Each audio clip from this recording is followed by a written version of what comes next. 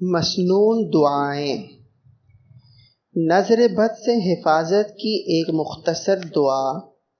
حضرت عبداللہ ابن عباس رضی اللہ تعالی عنہ سے مروی ہے کہ رسول اللہ صلی اللہ علیہ وسلم حضرت حسن و حسین رضی اللہ تعالی عنہما کی ان کلمات کے ساتھ حفاظت فرماتے تھے۔ وہ کلمات یہ ہیں: اعوذ بکلمات اللہ التامۃ من کل شیطان وہامۃ ومن کل عین لامہ۔ میں اللہ سبحانہ و تعالیٰ کی حفاظت میں آنا چاہتا ہوں اور تمام جن و آسیب سے اور ہر بری نظر سے۔ فائدہ: اپنے بچوں پر صبح و شام ان کلمات کو 3 بار پڑھ کر دم کریں، انشاءاللہ نظر سے حفاظت رہے گی، لگی ہوئی نظر اتر جائے گی اور شیطان کے شر سے حفاظت رہے گی۔